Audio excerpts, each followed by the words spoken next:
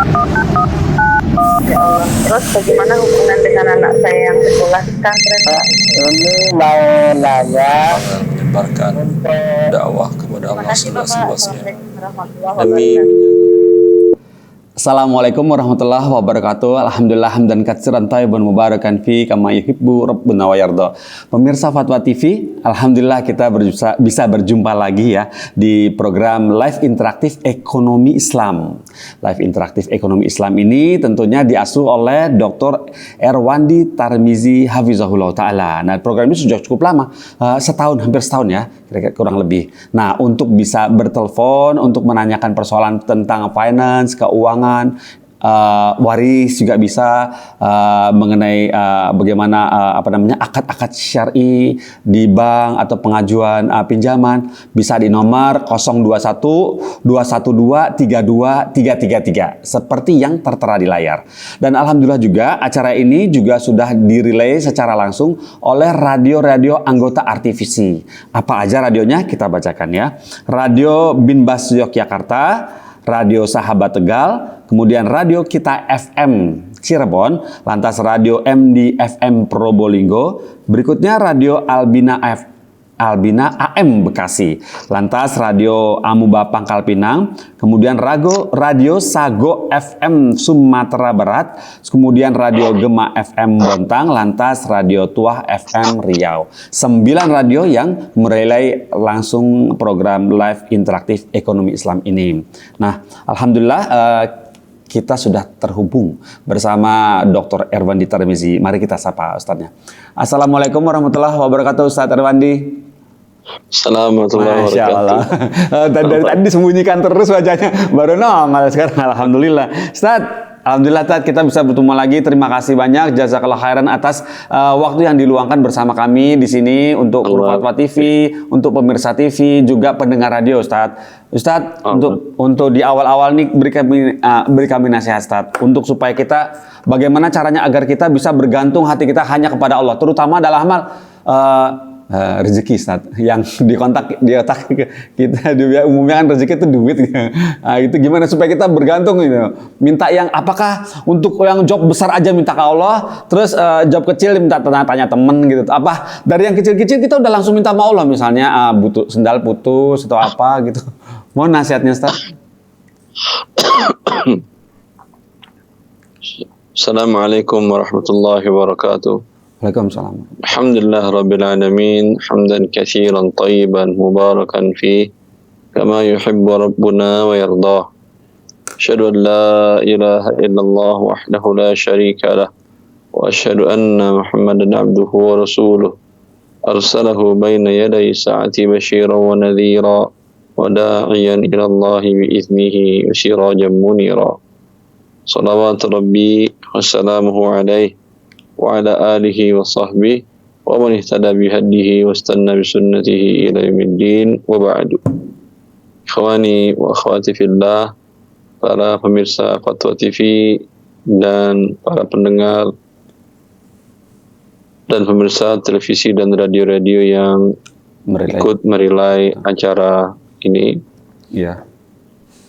Sebagai seorang makhluk yang lemah, seorang hamba yang tidak membawa rezekinya kemana-mana, yang semua rezeki mereka Allah yang memberikan, maka sebesar-besarnya dan sampai sekecil-kecilnya kebutuhan kita, karena kita lemah, tentu kita gantungkan, kita serahkan kepada yang maha kaya dan yang maha kuat, pemilik langit dan bumi.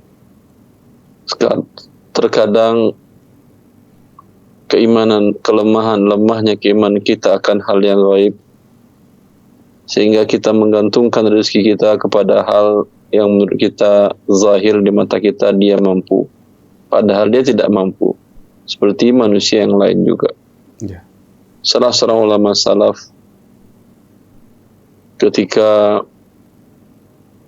ada seseorang yang sering diminta tolong dan diminta bantuan oleh kaum muslimin yang lain di waktu itu.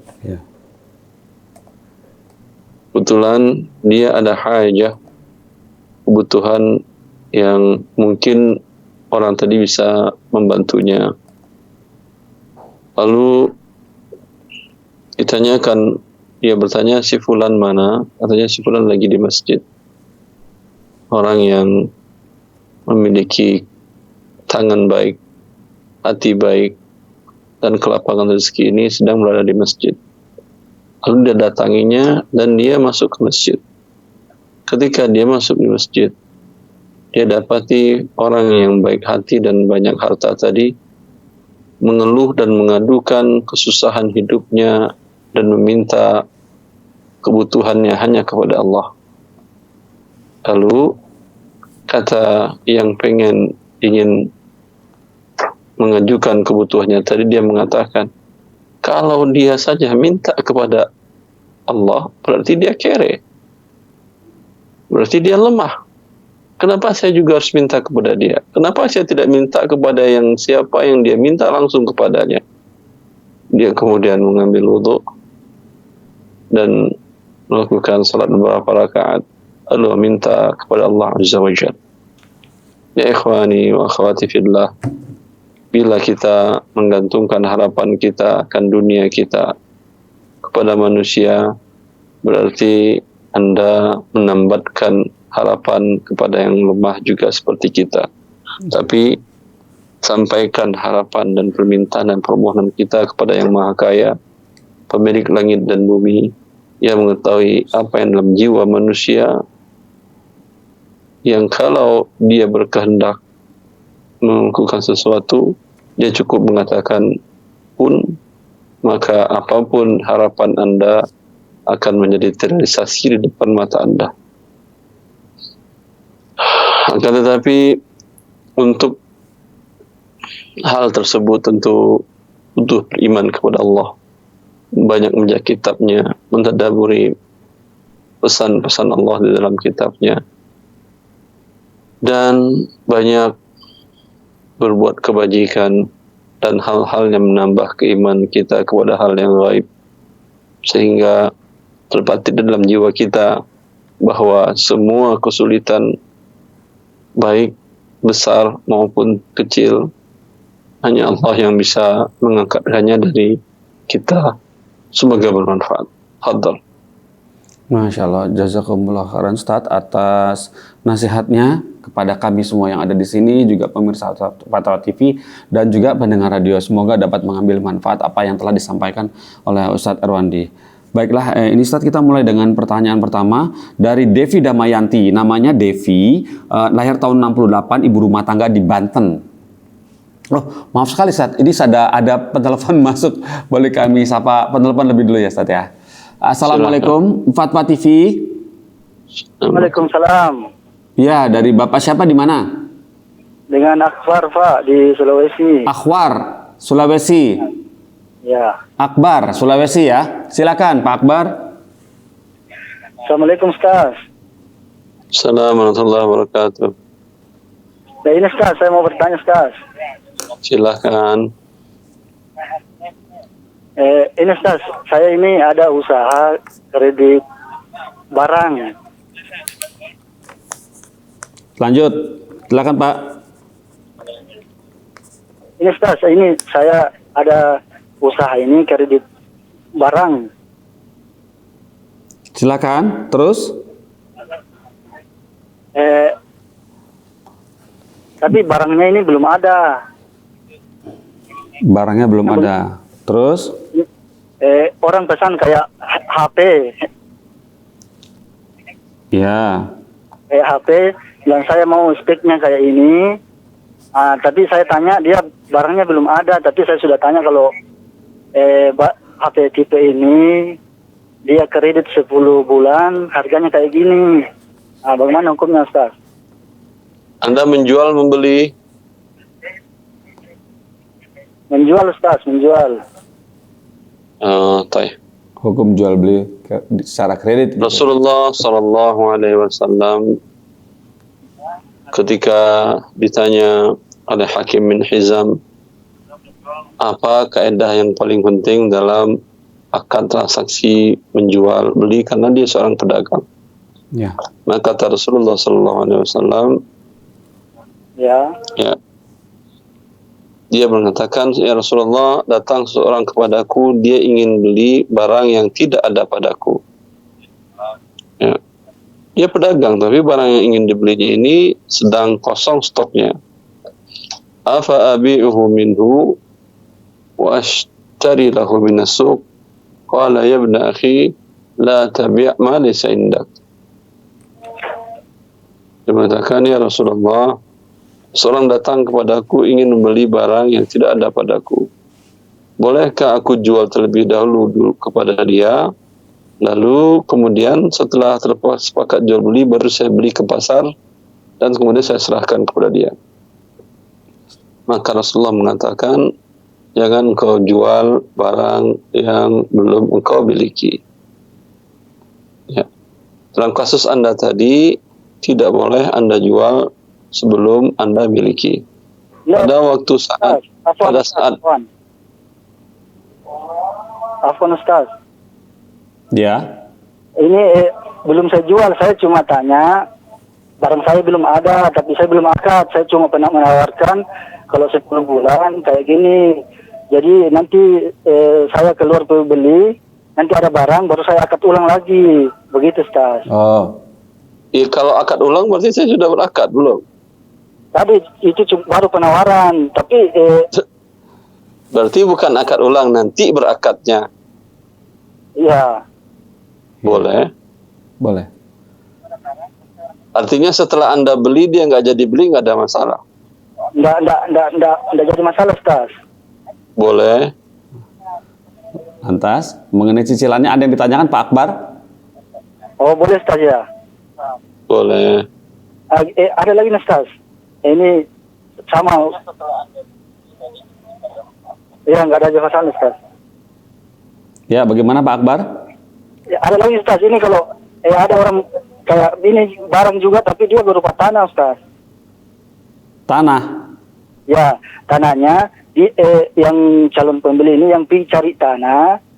Setelah dia dapat tanah, dia datang saya bilang, ada saya mau beli tanah, bisa antum beli dulu, baru jual balik sama saya. Bagaimana itu, Ustaz, hukumnya? Boleh. Tanah milik dia atau bukan? Bukan, Ustaz, milik orang lain, tapi Boleh. saya yang pergi beli dulu. Setelah saya terima, tapi dia sudah tahu harganya, harga cashnya sudah tahu. Jadi saya nanti jual sama dia secara kredit. Boleh. Oh, boleh, Ustaz? Ya. Ya, boleh. Cukup Pak Akbar? Ya, cukup, Ustaz. Baiklah, alhamdulillah. Terima kasih atas sudah bergabung ya Pak Akbar. Alhamdulillah. Baiklah pemirsa, masih kami tunggu teleponnya di 0212123233. Lagi sambil menunggu telepon, apakah ternyata sudah langsung tersambung? Masya Allah, Ustadz Erwandi. Ya, bisa disambungkan sekarang? Ya, mari kita sapa di sini. Assalamualaikum warahmatullahi wabarakatuh. Fatwa TV. Waalaikumsalam warahmatullahi wabarakatuh. Ya, dengan Bapak siapa di mana? Dari Bapak Irman di Sumbar, Pak. Bapak Irman di Sumatera Barat. Ya, Pak. Ya, silakan Pak Irman. Assalamualaikum Bapak Irwandi. Assalamualaikum warahmatullahi wabarakatuh. Ini kasus lama Pak Irwandi, Ustaz. Kasus Ya. lama. Ya, silakan. Ya, kasus lama waktu di Tanah Abang dulu, ketika kebakaran dulu, Pak Ustaz. Lupa saya. Orang baru saya, Pak. Orang bisa aja. Ini kan ada yang kontrak toko 2 tahun ke saya gitu, Pak. Ya, ngontrak toko 2 tahun. 2 tahun ke saya. Baru 3 bulan pakai, tokonya kebakaran gitu, Pak Ustaz. Terus Kebakaran, terus gimana kelanjutannya itu? Dikembalikan uangnya atau gimana, Ustaz? Oh, status uangnya. dia sudah bayar cash di awal untuk 2 tahun. Ya, Ya. Kewajiban bagi yang menyewakan, yang pemilik toko, untuk bisa dua pilihan. Pilihan pertama, membatalkan akad dengan penyewa. Tentu konsekuensinya sisa uang dikembalikan sebanyak yang belum terpakai. Oh, Konsekuensi kedua, kalau si penyewa tidak mau, kata dia, tidak bisa Pak, kata dia. Saya tetap berdagang di sini, urusan Anda. Maka si yang menyewakan wajib memberikan toko yang hampir sama speknya dengan hal tersebut. Umpamanya yang terbakar blok apa, B apa C, apa A apa F. Ustaz. A. Yang mirip dengan itu ramainya dan jenis barangnya apa? B atau C atau F atau Metro atau apa? B. B. Ya udah.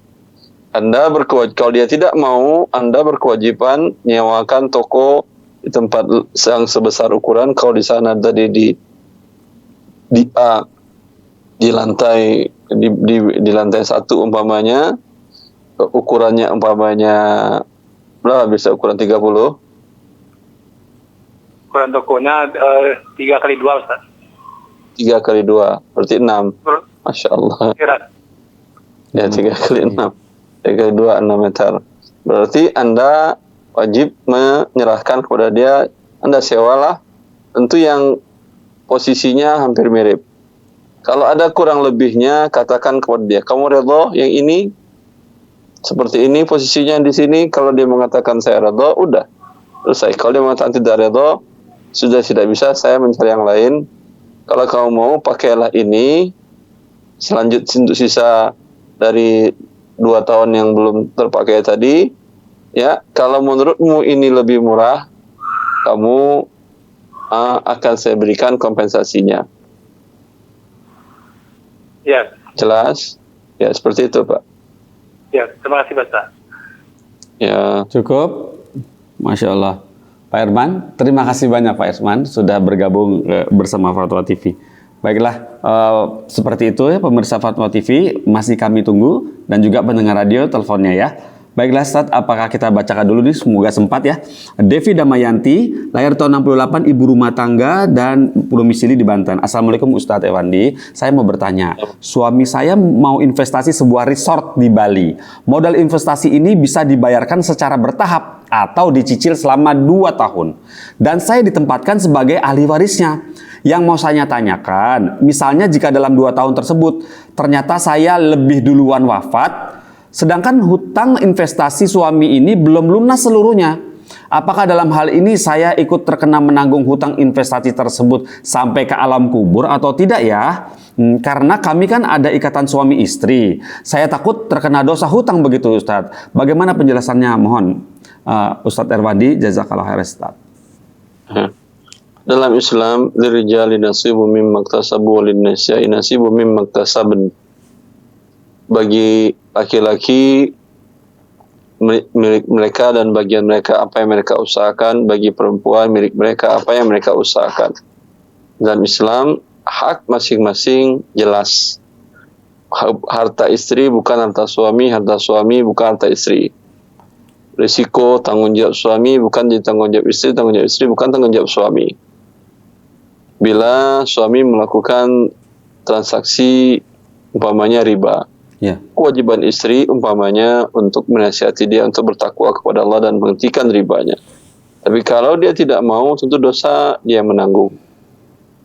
Begitu juga kalau dia membeli dengan tanpa riba, tapi dengan cara berhutang, dengan mencicil dan segala macam, maka hutang dia yang menanggung.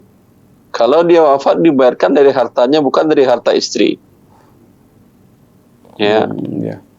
Dibayarkan dari harta dia, bukan dari harta istri. Dan istri tidak berkewajiban membayar hutang dia. Oh gitu. Anak tidak berkewajiban membayar hutang bapaknya. Iya. Tapi kalau mau dibantu, ya alhamdulillah. Ya. Dalam hadis Abu Qatadah, di mana Rasulullah SAW tidak mau menyolatkan orang yang ada hutangnya, Rasulullah tidak mengatakan, ini keluarganya mana, istrinya mana, adik-adiknya, anak-anaknya, ayo bayar hutang dia 2 dinar. Tidak. Yang berdiri waktu itu adalah Abu Qatadah, sahabat yang tidak ada hubungan waris dengan sahabat yang meninggal ini. Maka dalam Islam, dan Rasulullah menerima, dalam Islam, hutang tidak dibebankan kepada siapapun. Ya, tetapi kalau mau membayarkan, ya alhamdulillah. Maka Rasulullah SAW mengatakan, lalu siapa yang bayar kalau nggak ada yang membayar? Anak istrinya tidak punya harta. Ya, selama ini dia hidup mungkin menzaliminya, tidak memberikan nafkah yang cukup, malah istri yang mencari usaha sendiri untuk dirinya dan anak-anaknya. Sekarang ketika dia wafat, kemudian istrinya dikejar oleh para pihak kreditur. Ya tidak, tidak ada kewajiban seperti ini dalam Islam. Dia berhutang, kenapa Anda yang harus wajib membayar, kecuali istri tanda tangan sebagai penjamin. Oh ya. Itu kesalahan Anda, kenapa Anda tangan sebagai penjamin? Ya. Harusnya jangan Anda mau tanda tangan di notaris sebagai penjamin. Ya. Saya nggak ada hubungan dengan dia begitu. Saya istri dia iya, tapi masalah hutang saya tidak ada hubungan. Ya. Ya, begitu dalam Islam. Ketika tidak ada yang mampu membayar, tidak ada saudara yang bayar, maka kewajiban negara yang bayar. Ya. Ya. Rasulullah SAW mengatakan, kata Rasulullah SAW, man mata falahu mal faliwarasatihi, wa man mata fa'alaihi dain fa'alaihi qada'uha. Ya. Siapa di antara kalian yang wafat dan ada harta yang ditinggalkannya, maka harta itu untuk ahli waris. Ya. Dan siapa di antara kalian yang wafat dan dia meninggalkan hutang dan hartanya yang ada tidak cukup untuk membayarkan hutang, maka ahli warisnya, maka saya yang menanggung, kata Rasulullah SAW, yaitu negara. Dan para ulama sepakat seperti digukil oleh para syurah hadis ini, para ulama pensyarah hadis ini menjadi tanggung jawab setiap para pemimpin kaum muslimin untuk membayarkan hutang rakyatnya. Ya. Maka Anda kalau ingin maju pilkada, Ya. maju pilwalkot dan segala macam, Iya. ya, Berhutang. lihat bisa atau tidak Anda membayar hutang warga Anda. Kalau Anda tidak bisa dan tidak ada program itu, siap-siap Anda akan ditanya Allah di akhirat. Ya. Tapi kalau ada program itu di kepala Anda dan menurut Anda bisa itu dipraktekkan, ya, saya yakin Anda akan terpilih 10 kali masa Selama putaran. pilkada, bahkan jadi pilpres mungkin Anda menang. Iya. Seperti itu Ustaz, ya, Masya Allah. Tanggung jawab. Iya, Ustaz. Baik, Ustaz. Jazakallah Ustaz atas pengetahuan yang di-sharing kepada kami di sini. Semoga kita bisa paham sama-sama di sini ya. Baiklah Ustaz, ini sudah ada penelpon masuk, kita sapa dulu ya. Assalamualaikum Fatwa TV. Waalaikumsalam. Ya, waalaikumsalam. Dengan Ibu siapa? Di mana? Ibu Sarah di Tasik. Oh, Bu Sarah di Tasik. Silakan Ibu Sarah. Ya, Assalamualaikum Ustaz. Assalamualaikum warahmatullahi. Mau tanya hukumnya gratis ongkir di marketplace dengan syarat seperti ini. Misal bisa mendapatkan gratis ongkir dengan pembayaran COD atau memakai jasa misal Express A. Gimana hukumnya Ustaz? Gratis ongkir. Boleh. Bagi pelanggan kan ya boleh. Ya, pelanggan. Cuman bagi pelanggannya boleh, nggak ada masalah. Ya. Cuman kalau bagi pelanggannya boleh. Oh ya Ustaz. Tapi bagi pihak marketplace-nya, wallah ta'ala alam. Kalau dia dapatkan ongkir gratis itu karena selama ini dia bertransaksi dengan pihak dengan pihak ekspedisi, maka ini dikhawatirkan ada syubhat. Kalau sistem penjualan dari marketplace adalah ongkos kirim ditanggung oleh pihak penjual atau marketplace, maka ini ketika dia mendapatkan diskon atau dapat promo dari pihak ekspedisi, halal ini milik dia dan halal dia gratiskan juga kepada para konsumen setelahnya. Iya. Tapi kalau dia membuat akad dengan para pembeli dengan akad bahwa ongkos kirim ditanggung oleh pembeli, maka berarti diskon ini bukan milik si penjual marketplace atau penjual. Diskon ini adalah milik orang yang selama ini secara akumulatif telah melakukan transaksi dengan pihak marketplace. Maka itu tidak halal bagi dia keuntungannya tadi. Gimana Bu Sarah? Sudah jelas? Ya, ya. Ustadz boleh tanya satu lagi Silakan. tentang hadis ini, Ustadz. Yang jika emas dijual dengan emas, perak dijual dengan perak, dan seterusnya, Ustadz, yang ada garam, gandum, dan kurma, itu nggak boleh dibeli secara online. Iya, itu pertanyaannya. Tidak boleh. Maksud hadis itu, kalau gandum, korma, kemudian garam, dan yang semakna dengan itu makanan pokok, tidak boleh dijual beli secara online kalau dibeli dengan yang satu ilatnya. Artinya, Anda beli korma tapi membayarnya pakai beras. Beras kan makanan pokok sama ilatnya. Maka ini tidak boleh dengan online. Atau Anda beli korma, Anda bayar pakai gandum. Ini juga tidak boleh. Ya, karena ilatnya sama, syaratnya harus yadan biyadin, tunai. Tapi kalau Anda beli kurma, beli gandum, beli beras, beli semua makanan pokok yang Anda butuhkan dengan online, tapi pembayarannya dengan rupiah, boleh. Karena antara rupiah dengan makanan pokok tadi, ilatnya berbeda. Yang satu adalah ghalabatus samaniyah sebagai alat tukar, yang satu lagi adalah sebagai bahan pokok. Maka tidak harus disyaratkan tunai. Wallahu a'lam. Ya, Iya. begitu. Sudah cukup jelas, Bu Sarah? Ya. Jazakallahu khairan, Ustaz. Assalamualaikum warahmatullahi wabarakatuh. Waalaikumsalam warahmatullahi wabarakatuh. Pemirsa Fatwa TV, pendengar radio, terima kasih atas pertanyaan yang masuk. Semoga dapat kami jawab selanjutnya. Masih kami tunggu teleponnya ya.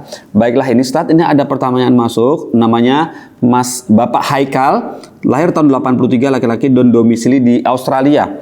Assalamualaikum Ustadz Erwandi, saya mau bertanya perihal syarat dan ketentuan mengajukan kredit rumah yang syar'i. Nah, karena ada instansi perbankan yang dalam kurung bukan muslim yang menawarkan tailored finance, dalam kurung syarat yang bisa dimodifikasi sesuai dengan permintaan nasabah, kurung tutup. Pertanyaannya, apa saja syarat dan ketentuan pinjaman supaya menjadi benar-benar tanpa riba dan halal? Misalnya cicilannya flat, tanpa denda, dan lain-lain. Apa saja ya Ustadz? Kedua, bolehkah ini dilakukan di perbankan yang non-muslim?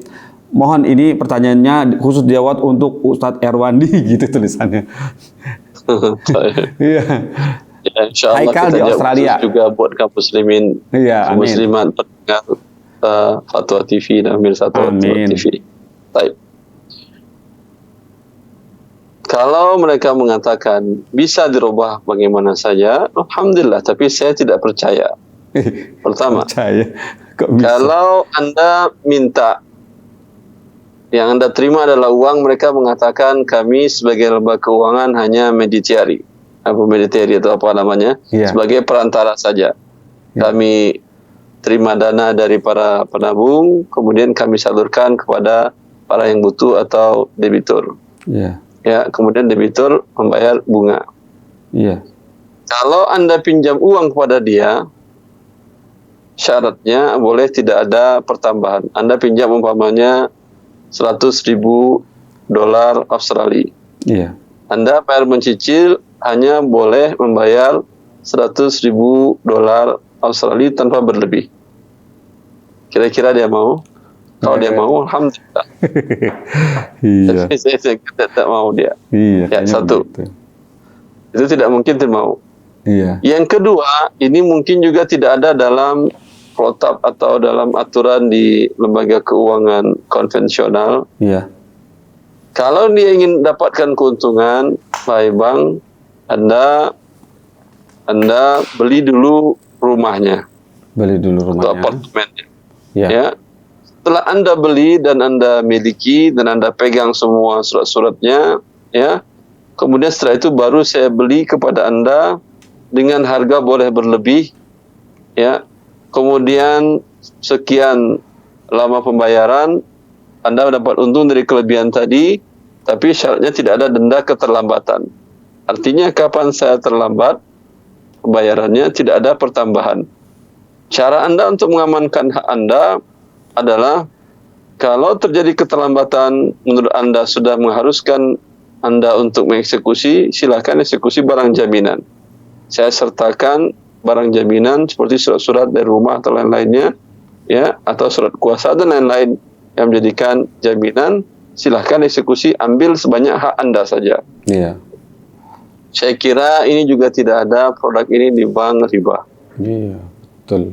Kenapa? Karena mereka bukan jual beli seperti di bank syariah Islam.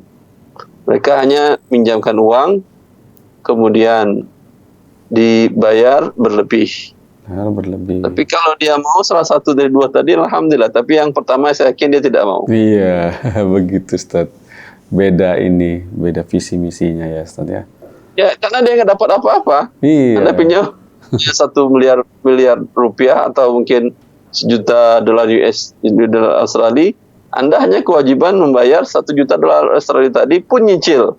Tanpa boleh berlebih. Kalau ada kelebihan, riba namanya haram. Iya. Itu dia tidak akan mau dia. Dia nggak mau. Lalu dia bilang, gimana kami bayar biaya operasional perbankan kami dan seterusnya. Taib. Iya begitu Ustaz ya. Nah, mereka Sedangkan yang tadi mungkin nggak bisa. skemanya. Tapi kalau yang itu masih mungkin bisa. Oh iya. Anda kalau tidak melakukan transaksi tadi dengan lembaga keuangan tadi karena mereka protapnya tidak ada seperti itu, Anda bisa dengan kaum muslimin atau teman atau kerabat atau kantor perusahaan Anda sendiri yang beli dulu, kemudian dia jual kepada karyawannya dengan mencicil. Iya, seperti itu Ustaz ya. Tanpa ada denda karena langsung bisa dipotong dari gaji. Iya. Kalau di perusahaan. Ya. Ya. Intinya untuk lembaga keuangan di luar negeri itu non muslim itu kecil kemungkinannya ya untuk bisa mengikuti syarat-syarat keuangan syar'i, akad-akad syar'i ya Ustaz ya. Berat pastinya untuk mereka biasanya. Seperti itu. Ya begitu ya Bapak Haikal, semoga dapat dipahami. Tadi sudah dijawab oleh Ustadz Erwandi. Baiklah ini Ustadz, sudah ada penelpon, kita sapa ya Ustadz ya. Assalamualaikum warahmatullahi wabarakatuh, Fatwa TV. Waalaikumsalam. Ya, dari Bapak siapa di mana? Abu Zubair di Sulawesi Barat, Pak. Abu Zubair, Sulawesi Barat. Ya. Kota apa Pak Sulawesi Barat? Mamuju. Silakan Pak Abu Zubair. Ini Ustaz, ini saya ada usaha kredit motor. Ya. Nah, kalau sudah ada yang pesan, saya yang pergi beli motor, terus di dalir itu saya cash, tapi surat-suratnya itu atas nama yang calon pembeli. Hukumnya gimana itu Ustaz? Kalau dia nggak jadi beli gimana motor Anda? Ya? Anda kan sudah pakai nama dia, ternyata dia nggak jadi beli.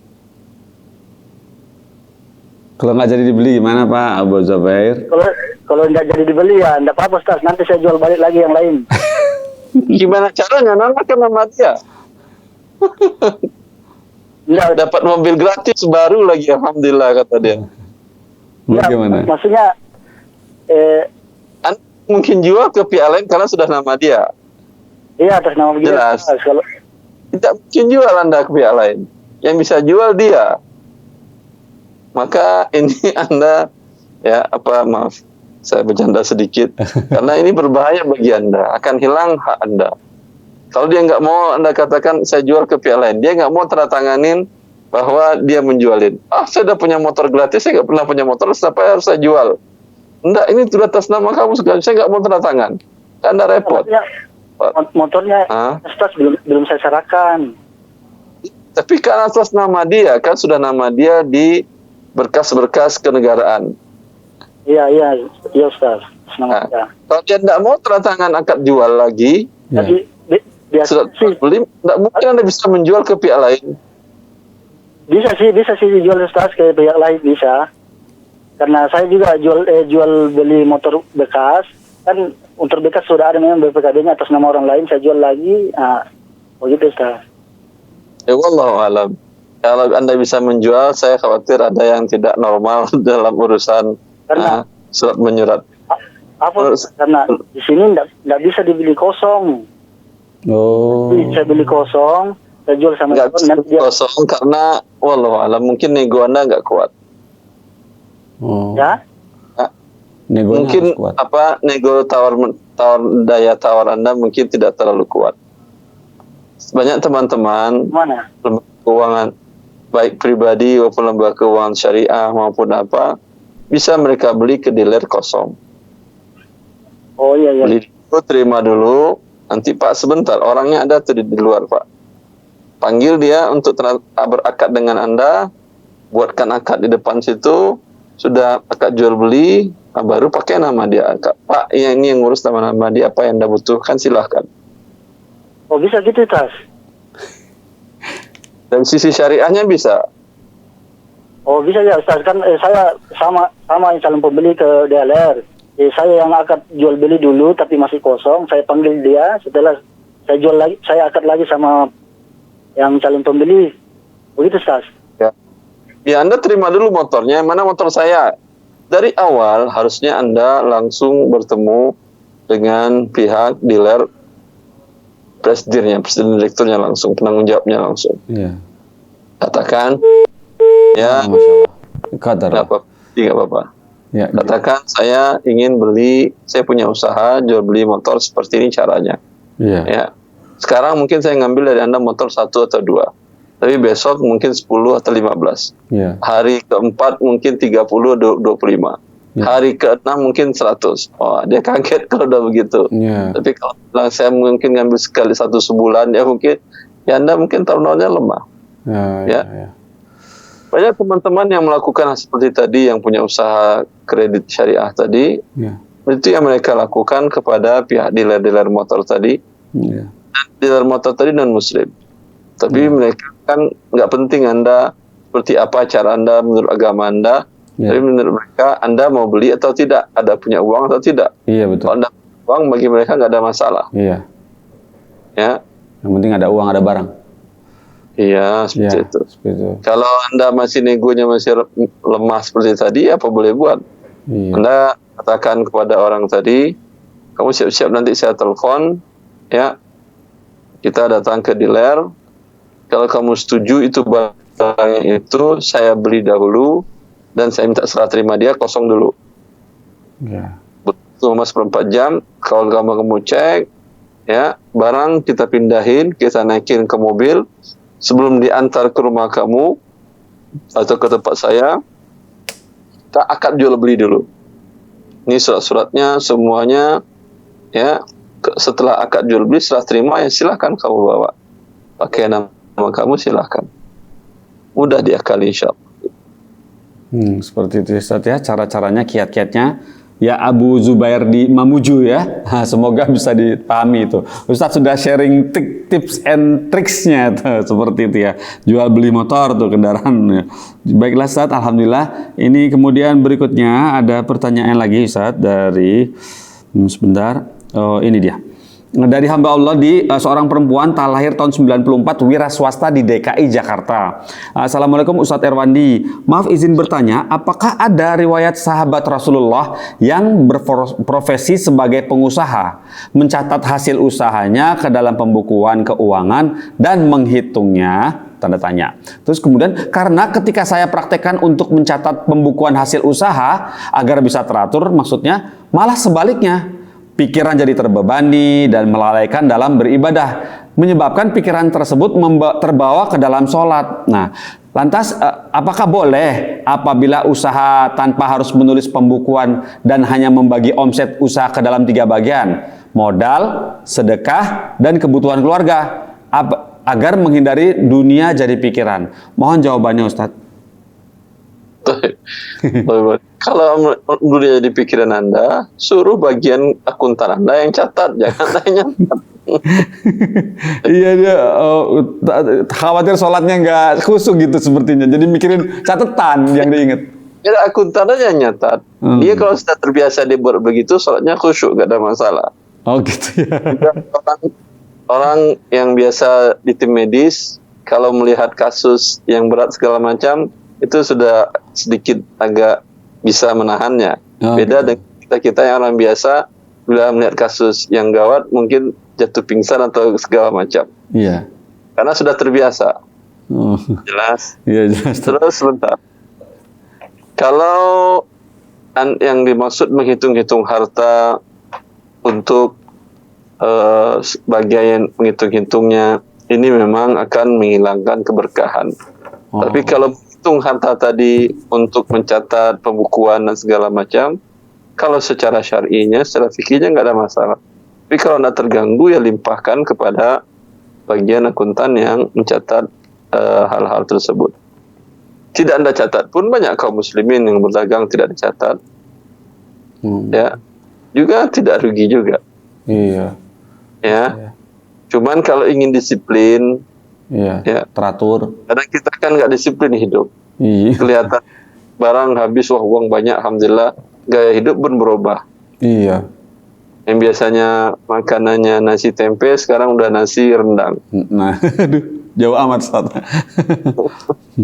Nah, Ikan ini, dulu sebelum rendang. nanti tahu-tahu barang dagangan habis, uang nggak ada, lu pusing, lah kemana? Lah Iya. itu udah jadi rendang semuanya. Nah, untuk itu nggak ada masalah untuk dicatat. Iya. Apalagi modalnya adalah modal dari pihak ketiga yang harus dipertanggungjawabkan. Oh iya. Kalau tidak ada catatan, khawatir dia anggap Anda tidak profesional atau Anda Wan prestasi. amanah. Iya. Baiklah Ustaz, alhamdulillah seperti itu ya, hamba Allah Ya. di Jakarta. Pada dasarnya menghitung-hitung harta memang tidak dianjurkan. Oh iya. Oh. Akan menghilangkan keberkahan harta. Ya. Oh. Aisyah radhiyallahu anha mengatakan ketika Rasulullah SAW wafat, beliau meninggalkan ya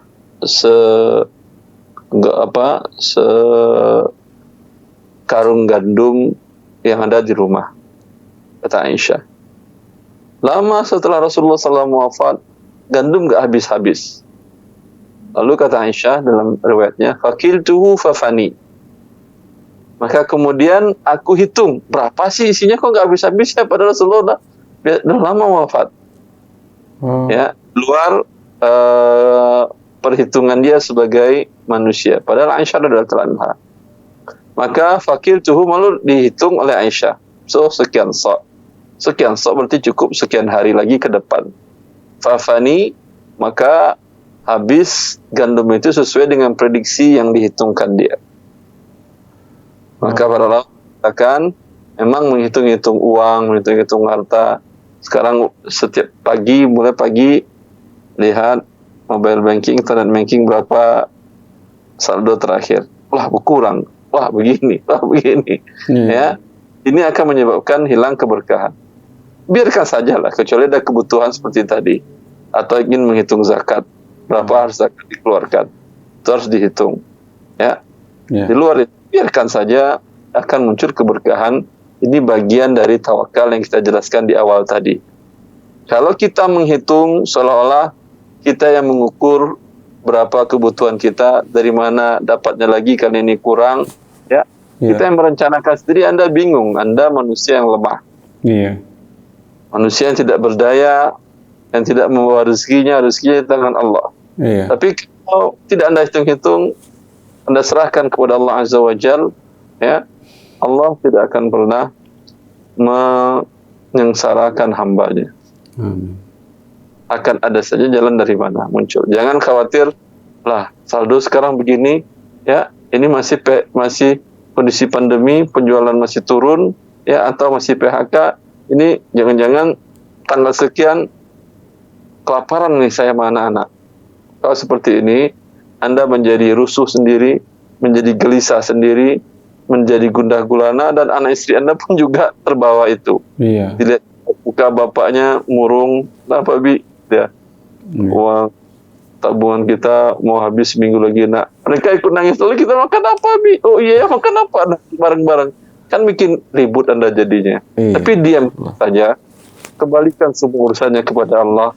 Mau pandemi, mau apapun, Allah yang beri rezeki kita.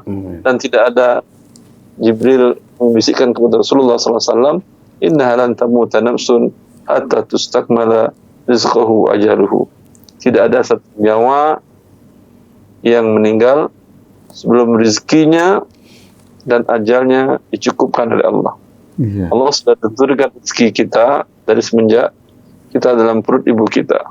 Rezekimu si fulan 105 miliar. Iya. Kita baru terima 104,9 miliar. Iya. Sehingga 1 juta lagi, atau 10 juta lagi. Belum mati Anda. Terima gaji 10 juta, langsung mati. Iya. Iya. Kita berharap mungkin dimundurin aja lah rezekinya. Iya. Hah? Iya. Itu rahasia Allah Azza wa Jal, dan tidak ada kita yang tahu ya akan berapa rezeki kita sampai meninggal. Maka serahkanlah kepada Allah Azza wa Jal, Allah yang akan menyelesaikan seluruhnya. Masya Allah Ustaz, jazakallah khair Ustaz. Masya Allah, jazakallah Ustaz nasihatnya. Baik, Alhamdulillah, sambil menunggu telepon, masih kita ada berapa menit lagi? 10 menit lagi. Taib, Alhamdulillah masih ada 10 menit lagi Ustaz. Ini ada pertanyaan dari Heri Abu Ahmad. Panggilannya Heri, laki-laki tahun 73 lahirnya, 1973, karyawan swasta Provinsi Jambi. Bismillah, Assalamualaikum warahmatullahi wabarakatuh Ustaz Erwandi. Nama saya Heri Abu Ahmad dari Jambi. Mau tanya, teman Ana seorang pemborong pekerjaan bangunan, dapat dari kontraktor yang membangun rumah sakit sebuah yayasan agama Kristen yang seperti kita tahu pada awalnya terbentuknya yayasan tersebut adalah untuk menyebarkan kepercayaan mereka dengan membuat fasilitas sosial seperti rumah sakit dan sekolah. Nah, bagaimana itu hukum rezeki yang diterima oleh teman saya itu ya Ustadz? Mohon penjelasannya Ustadz, jazakumullah khairan. Allah barik fiik. Wallahu alam. Ya, hukum asalnya itu kan bangun rumah sakit. Hukum asalnya halal rezeki dari membangun rumah sakit tadi. Iya.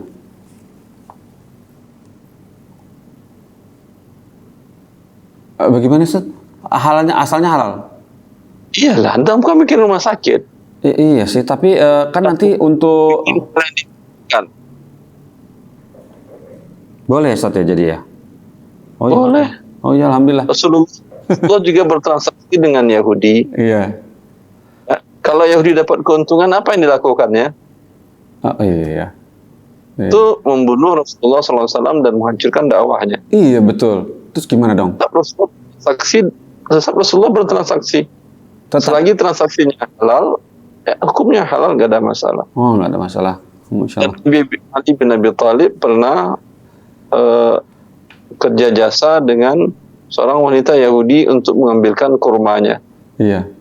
Karena si wanita Yahudi tadi dipanjat, setiap satu pohon kurma diturunin buahnya, Ali dapat upah 1 biji kurma.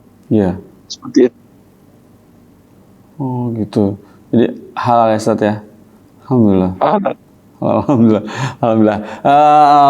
Masih ada waktu ya ini teman-teman ya untuk satu pertanyaan lagi.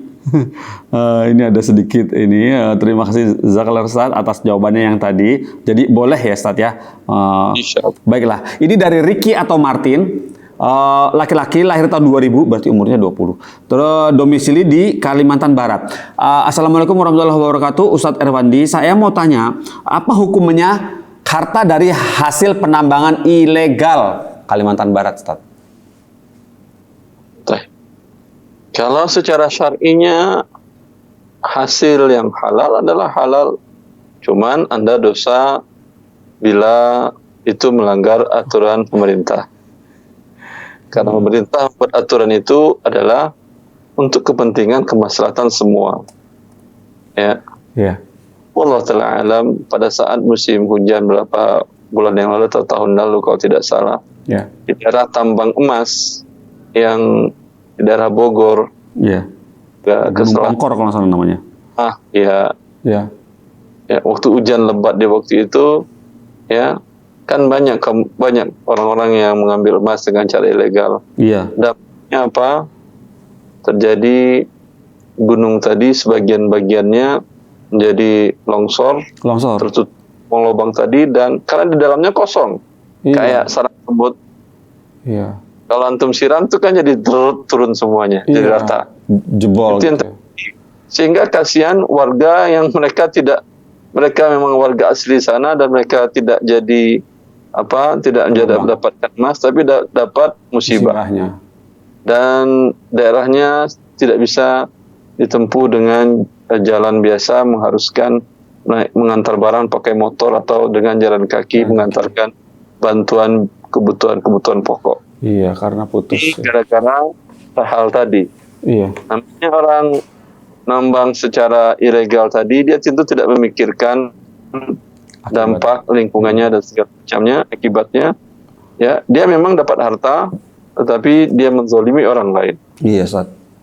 Hartanya halal, tapi dia atas kezoliman, baik kezoliman kepada orang banyak, begitu juga kezoliman kepada pemerintah yang telah membuat aturan tadi. Oh, ya, Masya Allah. Dan saya kira Allah Ta'ala bisa kok diurus. Iya. Diurus dengan cara resmi, untuk tentu ada analisa dampak lingkungannya dan segala macamnya, Iya. untuk meringankan dampak tadi kepada orang banyak. Masya Allah, Ustaz. Iya. Jadi ditempuh saja ya, Ustaz ya, cara-cara untuk safety-nya ya, Ustaz ya. Didaftar saja ya. Kadang kita seuzon dahulu. Iya. Kalau keputusan nggak dapat, nggak bisa. Iya. Ya, dari waswas syaitan. Was-was syaitan. Iya, Ustaz. Antum nggak pernah nyoba usaha segala macam. Iya. Ya walaupun saya nggak pernah nyoba, tapi tetap waswas syaitan. Iya. Berusahalah maksimal, ikuti aturan sesuai dengan yang dibuat, karena aturannya tidak untuk maksiati Allah. Iya. Ya, aturannya untuk kebaikan bagi semuanya. Ya, insya Allah Allah mudahkan. Amin. Baiklah, Ustaz. Alhamdulillah, jazakumullah khairan Ustaz atas semua yang sudah di-sharing kepada kami, ilmu dan pengetahuan Ustaz. Alhamdulillah, pemirsa Fatwa TV dan pendengar radio, alhamdulillah tidak terasa kita sudah 1 jam bertanya jawab di sini bersama Dr. Erwandi Tarmizi Hafizahullah Ta'ala. Ustaz, jazakallah khair Ustaz atas waktu yang diluangkan untuk kami di sini semua. Semoga pekan depan masih bersedia bergabung lagi ya Ustaz ya, meluangkan waktunya ya Ustaz ya. Insyaallah. Alhamdulillah. Tuh, Ustaz udah janji insyaallah semoga diizinkan oleh Allah. Baiklah, alhamdulillah kita tutup saja acara ini alhamdulillah dengan kafaratul majelis. Subhanallahumma wa bihamdika asyhadu an la ilaha illa anta astaghfiruka wa atubu ilaika. Wassalamualaikum warahmatullahi wabarakatuh. Assalamualaikum. Ya Allah. Terus bagaimana hubungan dengan anak saya yang sekolah di pesantren, Pak?